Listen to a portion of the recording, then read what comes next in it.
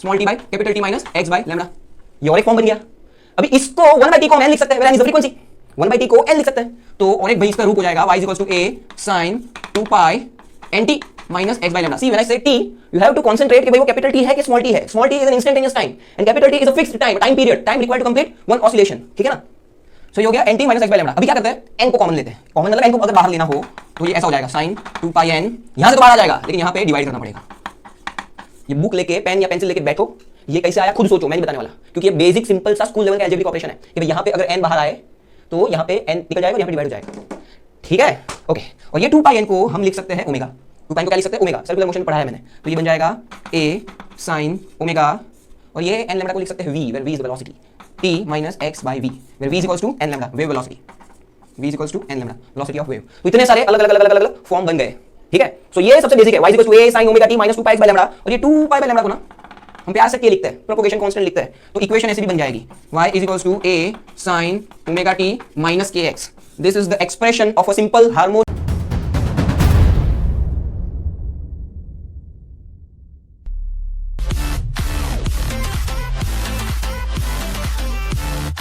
इसको क्या लिखेंगे, फेज डिफरेंस। क्या लिखेंगे, phase difference is equals to 2 pi by lambda into what is x, path difference. What is x, path difference. यानी ये 2 pi by lambda को ना एक अलग नाम से पुकारता है और वो नाम है propagation constant. 2 pi by lambda को भाई हम क्या कहते हैं, प्रोपगेशन कांस्टेंट, और इसको डिनोट करते हैं k से। किसे डिनोट करते हैं, k से, और इसे कहते क्या है, प्रोपगेशन कांस्टेंट।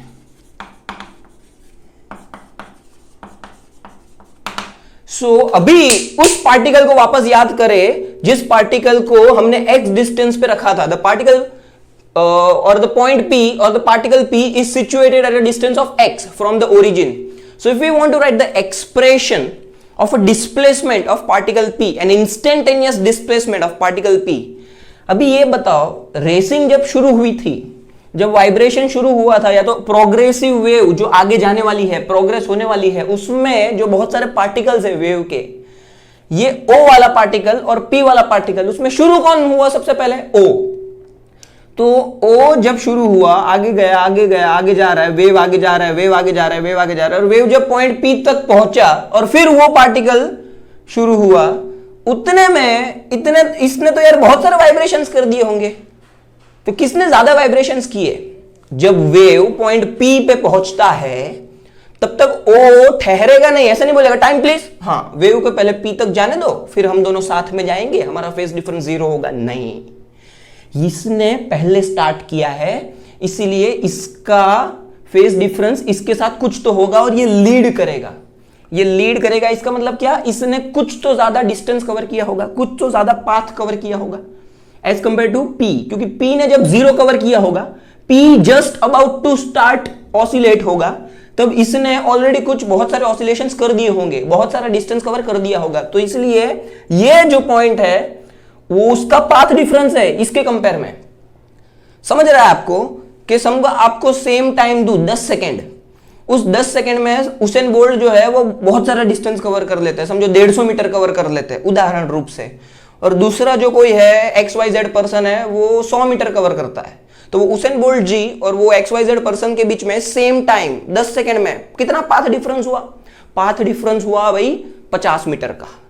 ठीक है, वैसे ही ये पॉइंट और ये पॉइंट के बीच में पाथ डिफरेंस होगा, और पाथ डिफरेंस होगा तो करस्पॉन्डिंग फेज डिफरेंस होगा। तो फेज डिफरेंस में इसने ज्यादा किया इसलिए ये लीड करेगा। दो टर्मिनोलॉजी आती है, एक तो होता है लीड और एक होता है लैग। जो आगे है, जो अग्र दिशा में है, जो ज्यादा डिस्टेंस कवर किया है वो लीड करेगा, और दूसरा जो पार्टिकल है जिसने कम डिस्टेंस कवर किया है वो लैग करेगा। कम डिस्टेंस कवर किया मतलब पाथ डिफरेंस आएगा और करस्पॉन्डिंग फेज डिफरेंस आ जाएगा। ये बेसिक है ये पूरे चैप्टर में इक्वेशन बनाने का। तो अगर मुझे इक्वेशन बनाना है किसका भाई, अगर मुझे इक्वेशन बनाना है ये पॉइंट P का, तो हम क्या लिखेंगे, y is equals to a sine omega t minus delta. Sir minus क्यों लिखा, क्योंकि ये लैग कर रहा है, इसका फेज डिफरेंस जो है वो कुछ तो है, इन दोनों के बीच में फेज डिफरेंस तो है, लेकिन इसका फेज जो है वो इससे कम है, ठीक है, क्योंकि ये इसका पाथ जो है वो इससे कम है at that particular instant when it start oscillating, तो इसीलिए हमने माइनस लिखा। So y is equals to a sine omega t minus delta, लेकिन डेल्टा क्या है भाई 2 पाई x बाय लैम्बडा, तो y को लिखेंगे a sine omega t minus 2 pi x by lambda, और ये हार्ट है पूरे चैप्टर का, पूरे वेव मोशन का ये हार्ट है, ये इक्वेशन जो है y is equals to a sin omega t minus 2 pi x by lambda. This is very very very important expression or the equation. Now what we'll do, we'll write a different forms of this, और कैसे करना है ना वो step by step बताता हूं। Omega को हम लिख सकते हैं 2 पाई बाई टी, ये सर्कुलर मोशन चैप्टर से मैं बताते आ रहा हूं। तो हम क्या करेंगे, y is equals to a sin omega की जगह पे लिखेंगे 2 pi by capital T t minus 2 pi x by lambda, ये एक तो था, ये और एक हमने बना लिया। अब क्या कर सकते हैं, 2 पाई को कॉमन ले सकते हैं, दोनों बाजू है ना 2 पाई, इस 2 पाई को ना कॉमन ले सकते हैं, बाहर ले सकते हैं, तो बन जाएगा y is equals to a sine 2 pi small t by capital T, small t by capital T minus x by lambda, ये और एक फॉर्म बन गया। अभी इसको 1 बाई टी को हम n लिख सकते हैं, where n is the frequency, 1 by T को n लिख सकते हैं, तो और एक भाई इसका रूप हो जाएगा y is equals to a sine 2 pi n t minus x by lambda. See when I say t you have to concentrate कि भाई वो कैपिटल T है कि स्मॉल t है। Small t is an instantaneous time and capital T is a fixed time period, time required to complete one oscillation, ठीक है ना।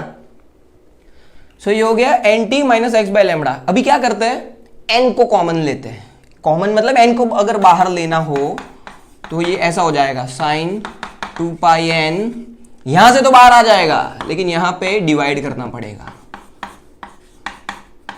ये बुक लेके पेन या पेंसिल लेके बैठो, ये कैसे आया खुद सोचो, मैं नहीं बताने वाला, क्योंकि ये बेसिक सिंपल सा स्कूल लेवल का अलजेब्रिक ऑपरेशन है कि भाई यहां पे अगर n बाहर आए तो यहां पे n निकल जाएगा और यहां पे डिवाइड हो जाएगा, ठीक है, ओके।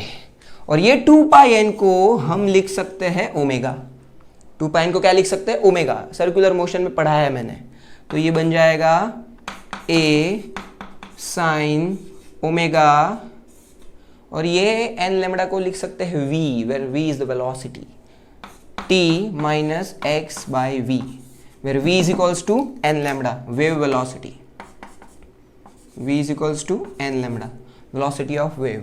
तो इतने सारे अलग अलग अलग अलग अलग अलग फॉर्म बन गए, ठीक है।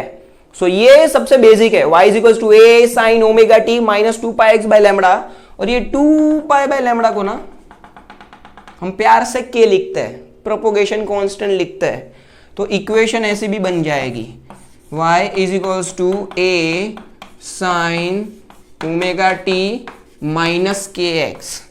This is the expression of a simple harmonic progressive wave propagating towards the positive direction of the x-axis. Remember this, propagating towards positive direction of the x-axis।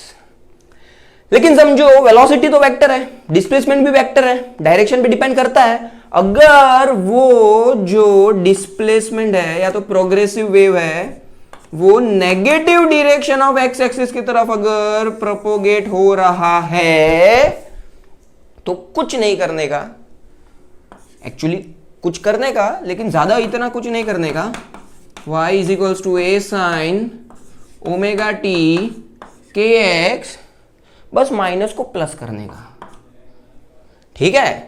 So when wave is propagating or progressing towards the positive direction of x-axis, a sin omega t minus kx, and when the wave is progressing or propagating towards negative x-axis, a sin omega t plus kx। तो the general expression of a wave